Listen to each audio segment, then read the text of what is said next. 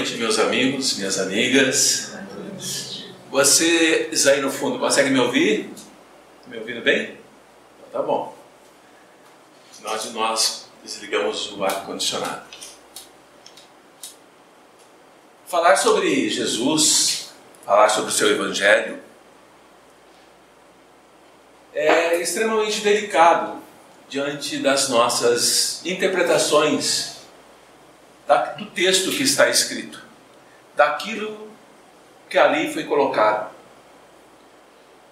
E muitos de nós, ao lermos as passagens do Evangelho de Jesus, no Novo Testamento, nos deparamos com algumas colocações que às vezes nos afetam de uma forma muito intensa. Por exemplo, é o tema de hoje, desta noite, que vai falar sobre os inimigos desencarnados. Mas antes de adentrar exatamente na preleção, eu vou pedir a todos, e a mim também, para entrarmos em comunhão, do jeito que nós soubermos, com esse Mestre Jesus, para que possamos sentir em nossos corações a leveza do seu amor por todos nós. Rogamos, Mestre Jesus, humildemente, que os teus mensageiros de luz, que estão nesta casa, que estão nesta sala, possam nos envolver agora nas tuas energias de amor, aliviando as nossas dores, aliviando as nossas angústias, os nossos sofrimentos, os nossos receios, as nossas dúvidas. Ainda somos, Mestre, muito pequeninos em nós mesmos, mas entendemos que a cada dia nos tornamos mais e mais melhores do que somos no passado, seguindo o teu Evangelho de luz. Boa noite. Não, fica tranquilo. Com esse trânsito, que está, Então, o trânsito está difícil essa noite. Está tudo muito conturbado, muito enrolado. Então, você chega atrasadinho mesmo. Mas o importante é que venha. O importante é que venha. Bem? Então nós vamos falar hoje sobre os inimigos desencarnados. Porque inimigos todos nós temos. Adversários, podemos dizer. Aqueles que não gostam de nós. Que nós temos consciência de que eles existem, sabemos quais são. E também existem aqueles que nós sequer temos ideia de que são nossos adversários e procuram, de alguma forma, um acerto de contas. Todo aquele que deve, a cobrança chega. É bem assim. Mas antes de entrarmos no tema mesmo, vamos pensar sobre nós. Quando nós nascemos, todos nós, a nossa consciência ao nascer é vazia. Nós vamos entrar num processo de aprendizado. Caímos naquilo que a doutrina espírita fala sobre o esquecimento, para que tenhamos a oportunidade de angariar novos conhecimentos. Mas vejam como é interessante o aprendizado na vida. À medida que nós vamos crescendo, no decorrer dessa vida, nós vamos adquirindo uma série de conhecimentos. E esses conhecimentos que nós vamos absorvendo, que nós vamos adquirindo, e cada um adquire de uma forma, só diz respeito às pessoas, aos objetos, às ideias, às filosofias com as quais nós entramos em contato. Então eu entro em contato com determinadas pessoas que ela não entrou. O que ela absorveu com os contatos das pessoas com que ela teve relações, não são os mesmos conhecimentos que eu adquiri com as pessoas com as quais eu tive contato. E assim cada um de nós tem um aprendizado diferenciado. E assim cada um de nós tem uma forma de enxergar a vida. E assim cada um de nós entendemos o que é bondade e entendemos o que não é bondade. Em relação à vida que nós fomos vivenciando ao longo da nossa infância, da nossa adolescência, do nosso tempo de adulto e agora na nossa velhice. Mas o interessante é que nós nos orgulhamos da nossa consciência. Nós achamos que a nossa consciência pessoal nos torna superiores aos animais, E não só aos animais, às vezes em relação a outras pessoas. Nós nos julgamos superiores, porque os animais não compreendem a questão da mortalidade. E acreditamos que nós temos essa vantagem de sabermos que somos mortais e que um dia morreremos e seguiremos ou não, de acordo com as nossas crenças, continuando a existir como espíritos fora do corpo, desencarnados. E assim, com esse conhecimento sobre a nossa mortalidade, nós vamos supostamente adquirindo uma segurança na morte. A morte é apenas uma passagem. A morte é algo que me leva para um outro mundo. Mas mesmo assim, nós tendo essa noção da imortalidade, nós não estamos perfeitamente cientes de que é assim mesmo. A gente não tem dúvida. Todos nós temos dúvida. Essa imortalidade existe mesmo? Ou é apenas algo que falam, eu acredito, para o meu conforto? Mas o reflexo desse pensamento nos leva a uma outra questão, que é o problema da imortalidade, que tem 3 quesitos muito importantes, e que nós fazemos essas perguntas. Nós possuímos uma alma que é imortal? É a primeira pergunta. Se possuímos uma alma que é imortal, e essa alma vai para algum lugar, onde fica esse lugar que a nossa alma vai? Onde fica? E a terceira pergunta é, quando eu chegar lá, se é que lá existe, que vida eu vou levar lá? São perguntas filosóficas muito antigas e que elas são feitas até hoje. Assim nós podemos falar também um pouco sobre a maldade, que faz parte da humanidade, faz parte do processo do mundo em que nós vivemos. A maldade existe mesmo? Ou é aquilo que nos dizem que é a ausência do bem? Esse bem que se refere e que a maldade sobrepuja, quer nos dizer o quê? O que é ser bom? O que é praticar o bem? O que é ser mal? O que é praticar o mal?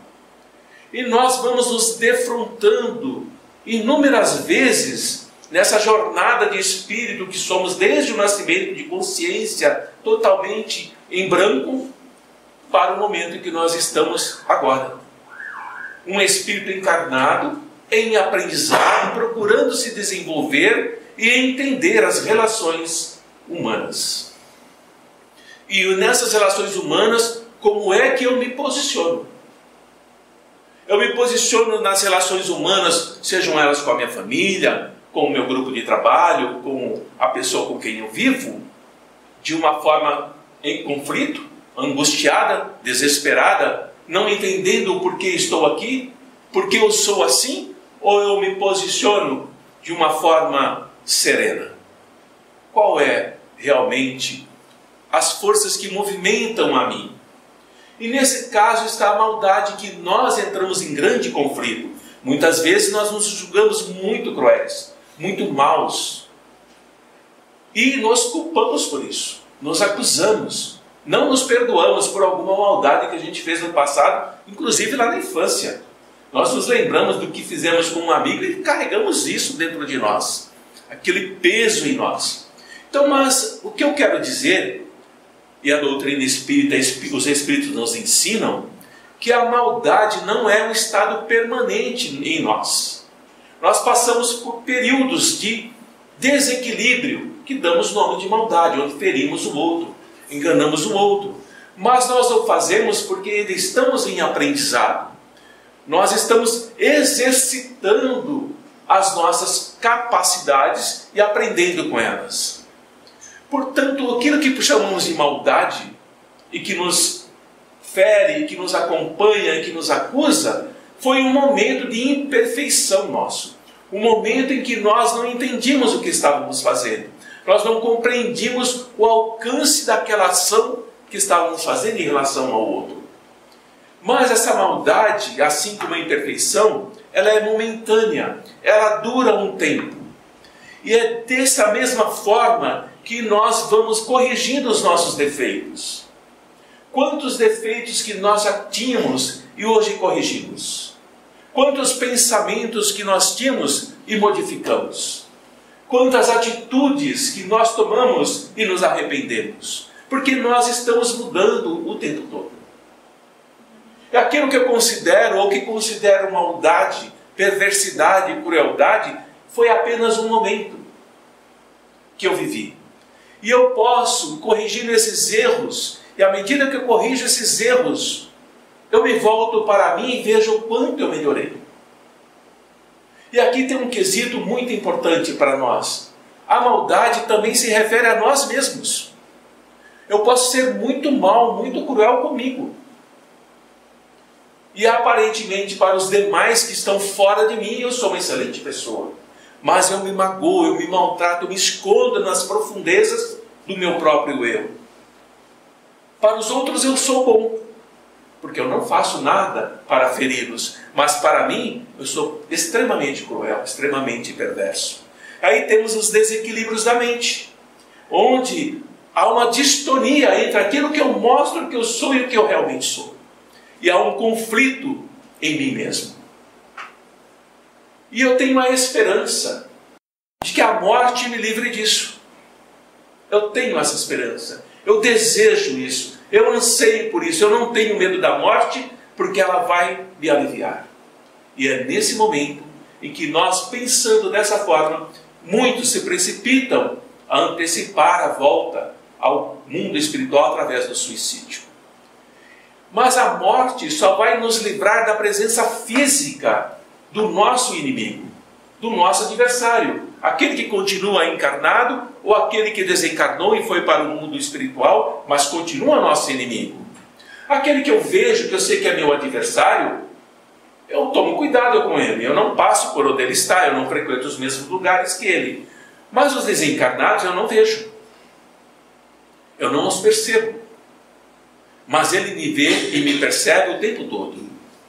E esse momento de entender que quando nós desencarnamos odiando alguém, ou alguém desencarna odiando a nós, nós estamos mantendo esses laços de disputa, de acerto de contas. E o ódio prossegue, continua do outro lado. E nós temos inúmeros casos de atendimentos onde outros espíritos se aproximam e dizem: esse que você acha que é bom, fez isso comigo, e agora é o meu momento de me vingar, de acertar as contas. Consequentemente, a vingança que nós executamos contra o nosso inimigo, e essa vingança não é uma vingança que eu chego lá e mato a pessoa. Eu posso me vingar das formas mais variadas, e direi algumas delas. A vingança nunca atinge o seu objetivo, que é pacificar o meu ódio, a minha raiva. Ao contrário, ela exacerba. Porque quando eu ataco o outro tende a revidar para mim. E ele vai produzindo uma roda cada vez mais ampla, maior. A maior irritação do outro, a maior irritação minha. O maior desejo de me vingar, o maior desejo do outro se vingar. Isso não termina nunca. E pode prosseguir-se de uma existência para outra.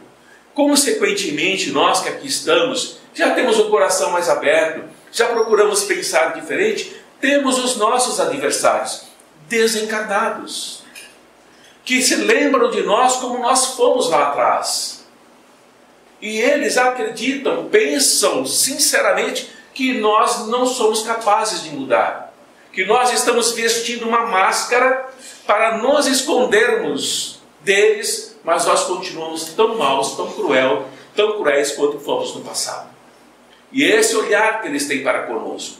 E nós vamos entender também que algumas vezes, quando nós ouvimos nos nossos avós, nos nossos bisavós, que o ódio é apagado como sangue, o acerto de contas, que vai lavar a honra que foi ofendida, na verdade essa colocação não só tem muito de falsidade, mas aumenta e conserva o ódio daquele que foi alcançado pela nossa vingança. Por isso que Jesus nos diz que nós devemos caminhar com o nosso adversário. Se nos pede 1000 metros, caminhamos 2000 metros, para que possamos nos entender, para que possamos ouvir o outro, para que o outro possa nos ouvir.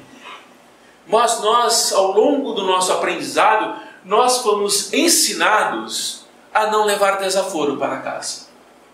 Não é assim? Principalmente os homens. Fomos ensinados assim. Fomos predestinados psicologicamente a esse tipo de conduta. E é dessa forma que a prática do perdão em si, do aliviar o conflito, está na máxima do Cristo: amai aos vossos inimigos. Amar aos nossos inimigos é extremamente importante quando eu não alimento ódio em meu coração para com ele. Quando eu não alimento em mim o desejo de causar-lhe mal. Eu simplesmente deixo-o seguir o seu caminho, deixo-o seguir a sua forma de ser e concentro em mim a disposição mental de não me incomodar mais com ele. Não desejo ódio, não quero vingança, não quero acerto de contas. Siga a sua vida e eu seguirei a minha.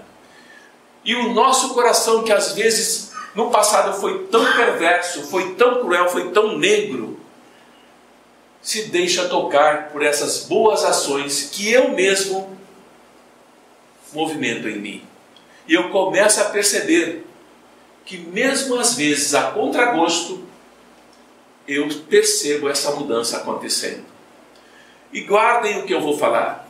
Quando nós percebemos uma mudança em nós, e a nossa capacidade, a nossa inteligência registra isso, nós nunca mais voltamos a ser o que éramos antes. Nunca mais. Nós continuamos a seguir dali para adiante. Esse bom procedimento que eu tenho para comigo me dá a força necessária para eu resistir às represálias, aos ataques dos outros. E muitas vezes, aquele que era o meu inimigo e está desencarnado, não está mais no corpo físico, e eu venho para uma casa espírita e ele me acompanha aqui na casa espírita. Ele me acompanha. E no momento que eu vou embora, ele fica aqui. E ele nos diz que aquele que ele está perseguindo, aquela que ele está perseguindo, era um amigo dele no passado, que o enganou, que roubou a sua esposa, roubou seus bens, o matou. E portanto ele busca essa vingança. E olhando para ele, nós temos que entender que aquele ódio, aquela raiva que ele carrega, não pode ser motivo de acusações da nossa parte. Dizer que ele é cruel, que ele é perverso, que ele tem um coração negro.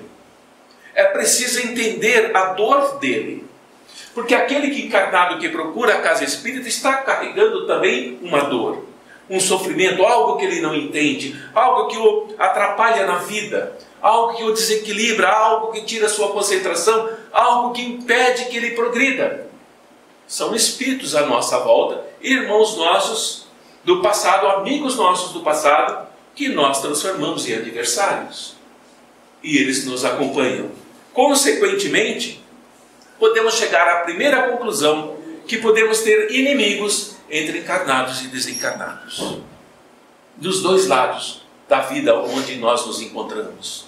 E os inimigos do mundo invisível, que nós chamamos de espíritos, se manifestam no nosso campo energético, nas nossas energias, de uma forma muito prejudicial, muito cruel mesmo, desejando que nós vamos piorando, até o momento que nós desistimos da vida.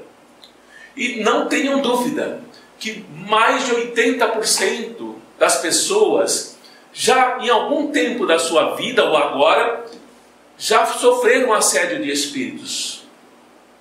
E às vezes não perceberam.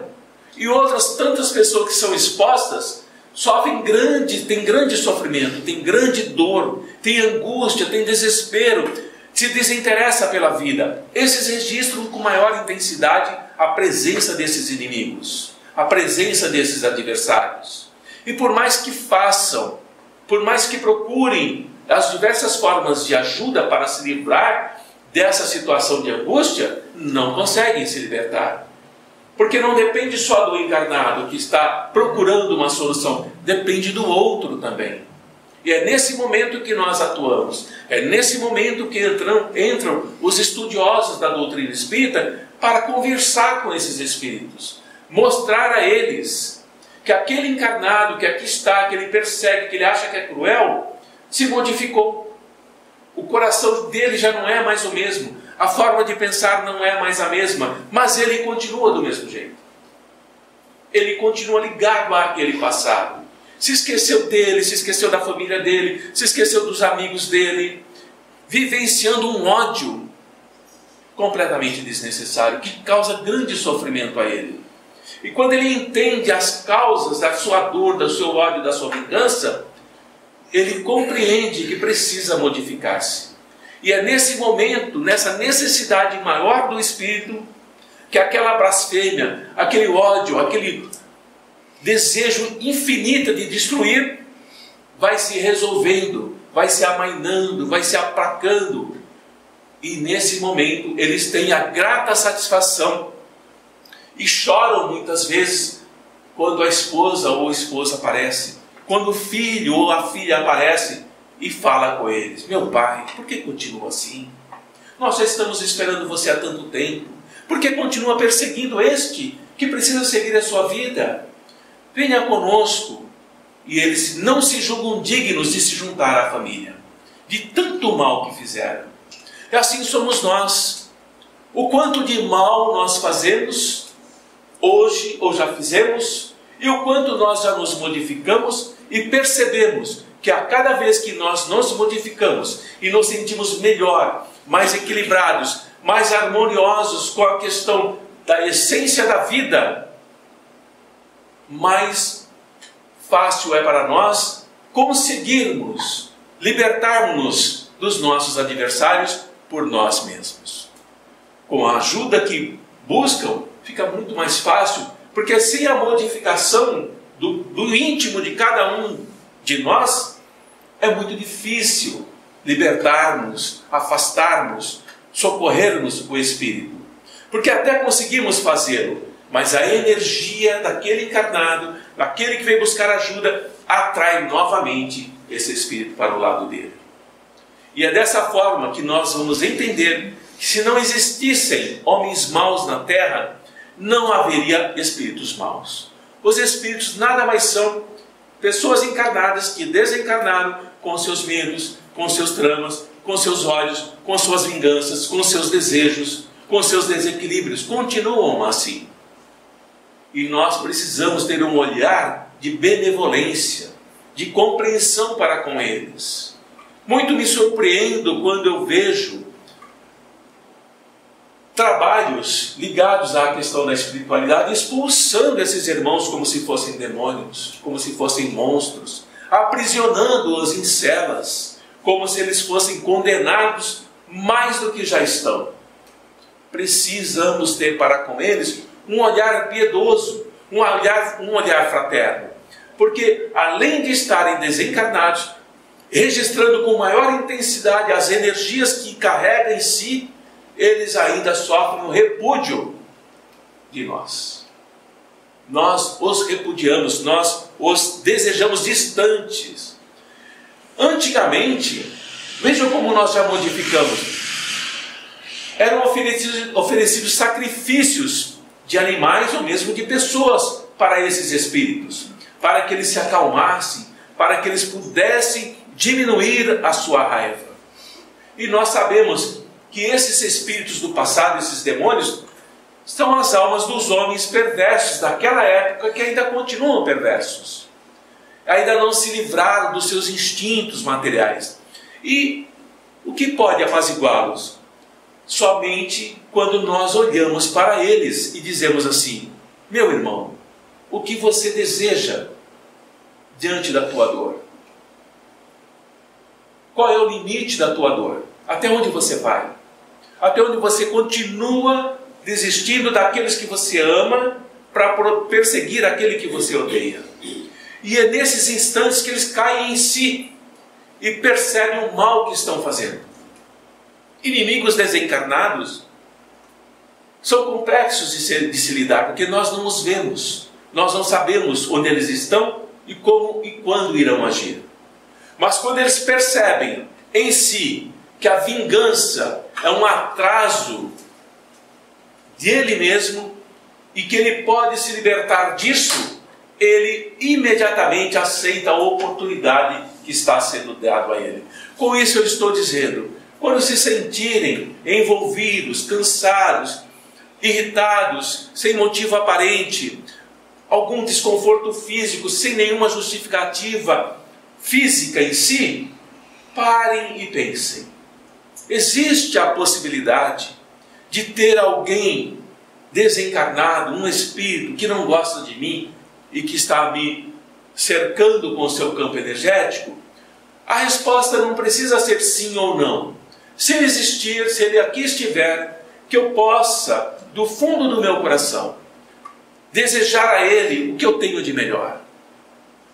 Desejar a ele o alívio das dores que eu possa ter causado ou que ele tem. Desejar a ele que ele encontre em si o equilíbrio que permita que ele reencontre aqueles que ele ama.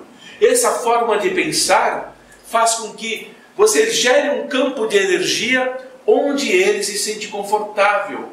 E toda energia do bem, energias de alta frequência, de luz, acalma a dor do outro. Não o expulsa, não o queima, não o manda para longe. Ele sente as dores diminuindo, ele sente o desespero se tranquilizando, ele sente que o desejo de vingança dele está desaparecendo. E ele não entende o que está acontecendo. Mas, à medida que ele pensa, ele vai perceber que se vingar é um conceito contrário ao conceito da humanidade.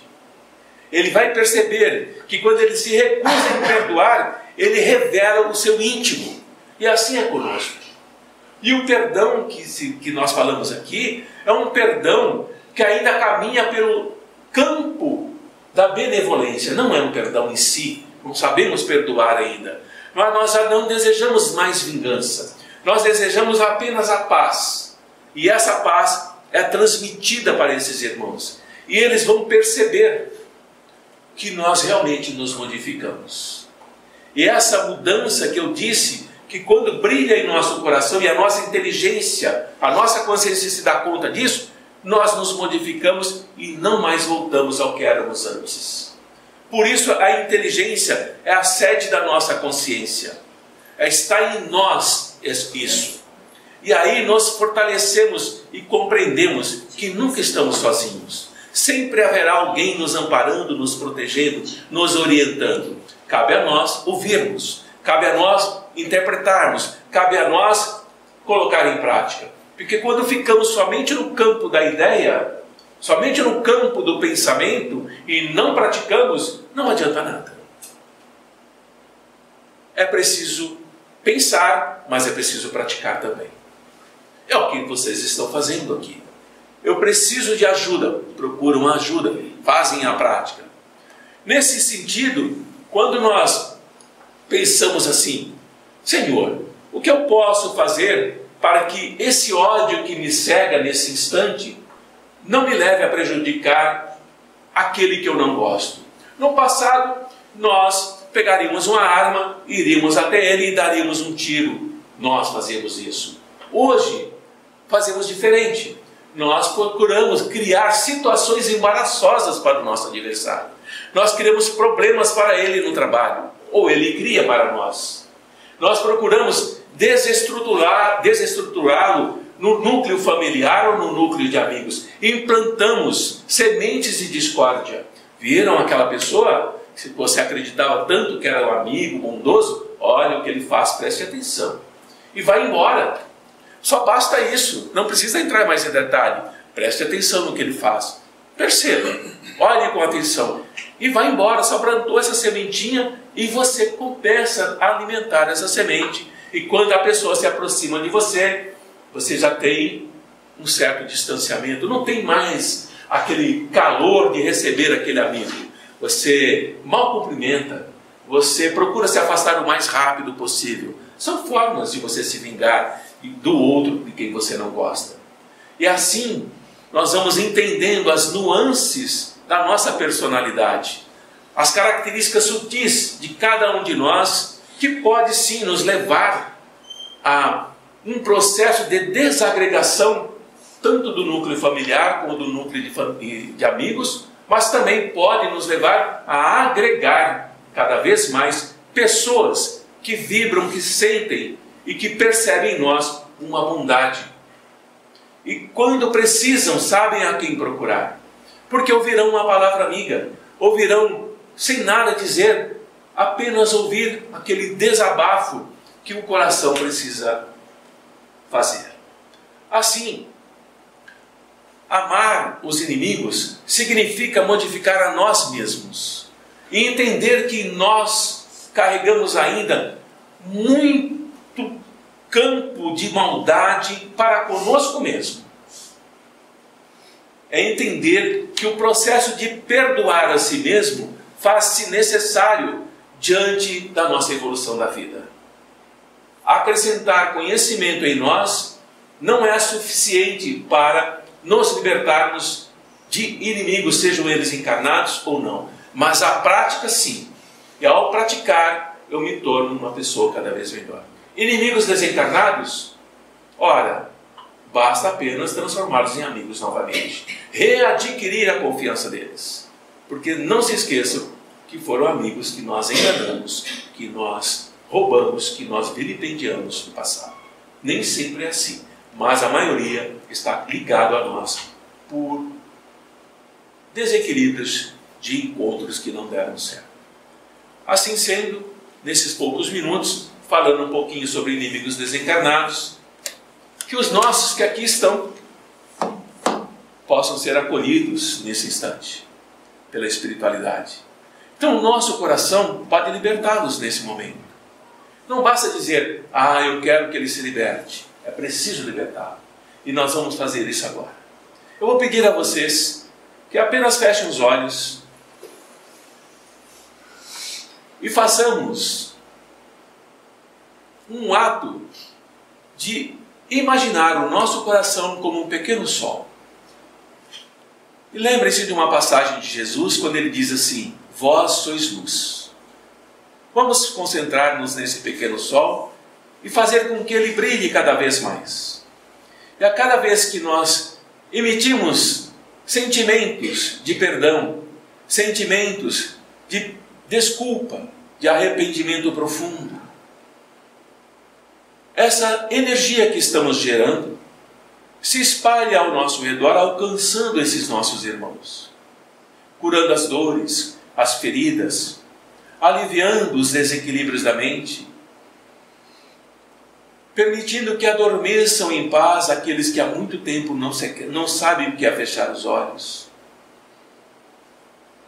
Que ouçam nesse instante as palavras amorosas dos mestres e dos servidores de Jesus. Querido Mestre Jesus, que nesse instante em que o meu coração brilha de amor, de aprendizado e do perdão, que essa luz também fique em mim, para que eu possa me perdoar de muitas coisas que eu sequer ouso lembrar.